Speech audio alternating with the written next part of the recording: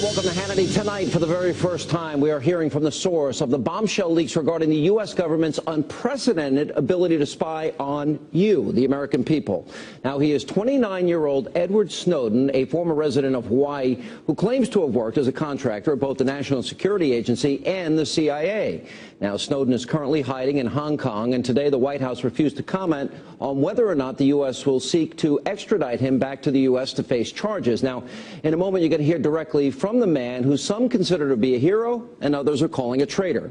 But first, it's important to understand exactly what top-secret information this so-called whistleblower revealed to the public. Now, it falls into two categories. Number one, we know that it was Edward Snowden who told the UK's Guardian newspaper about this court order, the one you see there. It permits the U.S. government to collect the phone records of more than 100 million Verizon customers. Now, that includes what numbers you dialed and even when and where you dialed them.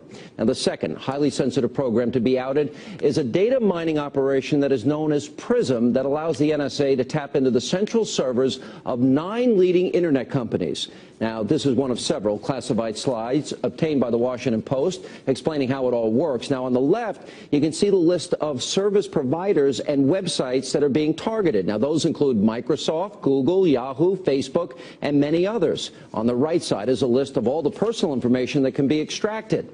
Now, that includes your emails, your videos, photo documents, and even, quote, special requests. In other words, Big Brother is monitoring your every move, whether it be online or on the telephone.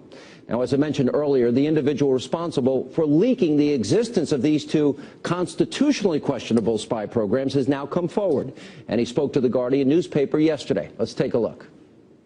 The NSA specifically targets the communications of everyone. It ingests them by default. It collects them in its system, and it filters them, and it analyzes them, and it measures them, and it stores them. Any analyst at any time can target anyone. I, sitting at my desk, certainly have the authorities to wiretap anyone, from you or your accountant to a federal judge to even the president if I had a personal email. I think that the public is owed an explanation. When you are subverting the power of government, that's a fundamentally dangerous thing to democracy. All right, pretty chilling. Now, before I bring in my first guest, let's talk about why this story, why is this important to you? Number one, this is America, and as law-abiding American citizens, you have a right to privacy. Number two, these actions by the Obama administration are a clear, very clear violation of the Fourth Amendment, which prohibits unreasonable search and seizure. Number three, the Constitution. It is our rule of law. If we do not respect and honor the Constitution, then anarchy and tyranny will there follow. Joining me now with reaction, Kentucky Senator Rand Paul. Senator, good to see you. Welcome back, sir. Good to be with you, Sean. And if you see the president, can you give him a message? Well, I'm in I'll be seeing him sometime later. Yeah. Yeah. Here's the message for the president. I'm in Philadelphia. He doesn't need to look at my phone records. I'll just go ahead and let him know where I am tonight in case he's looking for me. Okay. The only place they won't be able to find you is on MSNBC. Oh, sorry. All right. Now, let me ask you on a serious question. Let me see if I got this right. The government is snooping on every American watching this program, every American, and they've been resistant to say, like, Fort Hood is a war on terror. They won't use the T word for terrorism, but apparently they're looking up T for Tea Party. I think these are connected in as much as they say a lot. What are your thoughts? Well, you know, the first objection obviously is the Bill of Rights, as you said. Really, you have a right to privacy, and they shouldn't be allowed to look at your records unless they think you've committed a crime. But the second aspect of this is it's not a very good way to look for terrorists. For example, the Sinarif brothers, the Boston Marathon bomber, we knew he was a potential problem, but then somebody forgot to look and find out that he had flown back to Chechnya. So we're not doing a good enough police work. We can't seem to keep up with the people we've been told about. Remember the underwear bomber? His dad turned him in, and we couldn't keep up with him. He still got on a plane, and yet they think somehow they're going to go through billions of bits of information every day. I think really we have to step back and say, is this good police work? But also, isn't our right to privacy more important than this? Well, would you then say it's broad sweeping, the least effective method possible, and the most intrusive on our rights? Yeah, and I think the thing is that really, this is what our founding fathers fought the revolution over. At least one of the points is they objected to general warrants. These were warrants that didn't specify who was going to be searched, so the British soldiers could go from house to house. Now we're going from computer to computer, not of people who are suspected of being terrorists, of every American. They're going through 1 billion phone calls a day, and from your phone records, they can track your movements. That's why I was joking about telling the president I'm in Philadelphia, because I called my wife earlier so they can ping that, and they'll know that I'm actually in Philadelphia tonight. And really, do we really want them tracking our whereabouts? That's funny, but honestly, it's not that funny. Let's take a look. And the president, as a candidate, and had a lot of things to say about this, that he wouldn't do this. Let's remind people of the things that he promised. If someone wants to know why their own government has decided to go on a fishing expedition through every personal record or private document, through the library books that you read, the phone calls that you've made, the emails that you've sent, this legislation gives people no rights to appeal the need for such a search in a court of law. When I'm president, one of the first things I'm going to do is call in my attorney general and say to him or her, I want you to review every executive order that's been issued by George Bush, whether it relates to warrantless wiretaps or detaining people or reading emails or whatever it is. I want you to go through every single one of them, and if they are unconstitutional, if they're encroaching on civil liberties unnecessarily, we are going to overturn them.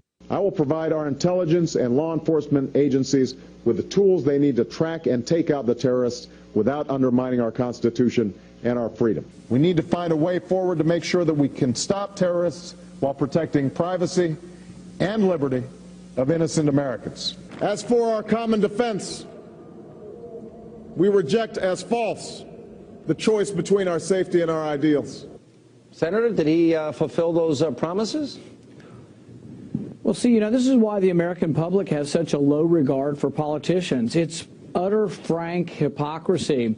This is also the same president who made all those grand promises, who signed legislation that says that an American citizen can be arrested without charge, indefinitely detained, and sent to Guantanamo Bay. But he says, oh, I won't ever do it. I don't intend to do it. But he signed law giving himself that power. So he says a lot of good things, and he sounds good, but he doesn't really seem to mean anything that he says. And that kind of hypocrisy is why Americans are so fed up with Washington. Senator, the Director of National Intelligence back in March, James Clapper, told the Senate Intelligence Committee that the NSA did not collect data of millions of Americans. I want to air this and see if you think this is true. Does the NSA collect any type of data at all on millions or hundreds of millions of Americans? No, sir. It does not. Not wittingly. There are cases where they could inadvertently, perhaps, collect, but not wittingly. Senator, did he tell the truth there? You know what? He may be parsing the truth, because maybe they say, oh, we're not collecting it or keeping it, but they're certainly looking at it, because the court order that we've seen, what has been leaked, says that all of the records for a 3-month period from people who have phones with Verizon was looked at. So maybe he says, oh, we're not collecting it, but we're sure the heck looking at it. That sounds to me like we're parsing the truth. But I think ultimately American people have to decide, and I've started a lawsuit. We're asking tens of millions of Americans to join our lawsuit. You can go to randpac.com, join this lawsuit. We want you on our lawsuit, Sean, because they're probably looking at your phone records for certain. We want tens of millions of Americans to sign up and say to the president, we want them to say to the president, we don't want you looking at our phone records unless we're accused of a crime. You know, Senator, I had a thought today, and I want to run it by you. I was thinking, if this was, they keep saying this was done in the name of national security, and this is so general and broad sweeping and inefficient, as we stated, wouldn't, if they really cared about security, wouldn't they secure the border first before they would spy on all these Americans? There's all kinds of things. Even look back to 9/11, the 20th hijacker, we had him. The FBI had him for a month, and they wrote 70 letters asking for a warrant, and it never came. We're not doing good police work, but we're overly broadly looking at everyone's records. It's the wrong way to go. All right, Senator, keep up the good work. Thanks for being with us.